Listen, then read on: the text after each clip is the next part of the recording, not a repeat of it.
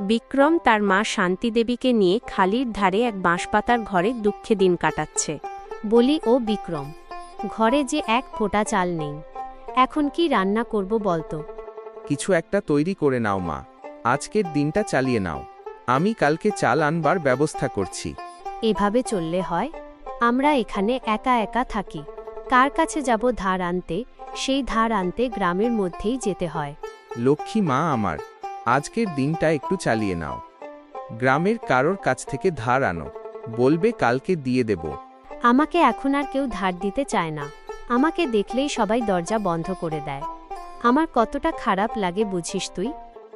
আমি তো চেষ্টা করছি মা, তুমি তো বোঝো আমি তো কম চেষ্টা করি না।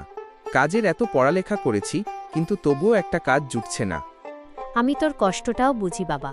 সেই ছোটবেলা থেকে কত কষ্ট করেই না বড় হয়েছিস। তোর বাবা বেঁচে থাকলে আজকে এত কষ্ট আমাদের করতে হতো না। সেসব কথা বাদ দাও। তুমি দেখো, আমি কাজ পেয়ে গেলে তোমাকে অনেক অনেক সুখে রাখব। তারপর এই বাঁশপাতার ঘর বদলে নতুন ঘর তুলব। এত কিছু করতে হবে না রে, আমরা সুখ চাই না। আমি শুধু দেখে যেতে চাই তুই একটা কাজ পেয়েছিস, তোর জীবনটা ভালো হবে। বিক্রম তার গ্রামের একটি মেয়েকে খুব ভালোবাসত। সেই মেয়েটিও বিক্রমকে খুব ভালোবাসত।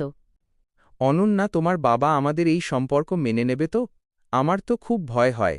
আমি নিশ্চিত তোমার বাবা এই সম্পর্ক কখনোই মেনে নেবে না। সেটা আমিও জানি। আমার বাবা খুব অহংকারী মানুষ। সেখানে তোমার মতো একজন বেকারের হাতে আমাকে কখনোই তুলে দেবে না। তাহলে আমাদের এই প্রেমের পরিণতি কি হবে? তোমাকে ভুলে যেতে হবে?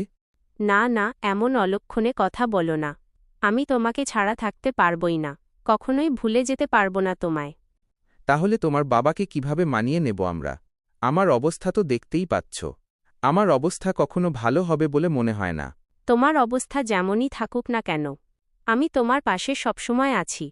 দেখবে যদি আমার বাবা রাজি না হয়, তাহলে আমি তোমার সাথে পালিয়ে আসব। তুমি কি বলছো? তুমি ওই বড় বাড়ির রাজপ্রাসাদ ছেড়ে আমাদের এই বাঁশপাতার ঘরে এসে থাকবে? কেন থাকব না? আমি তো তোমাকে ভালোবাসি। তুমি যেখানে রাখবে, আমি সেখানেই সুখে স্বাচ্ছন্দ্যে থাকতে পারব। না না, আমি তোমার জীবনটাকে এভাবে নষ্ট করে দিতে পারি না। তোমার ভবিষ্যৎ সুন্দর হবে।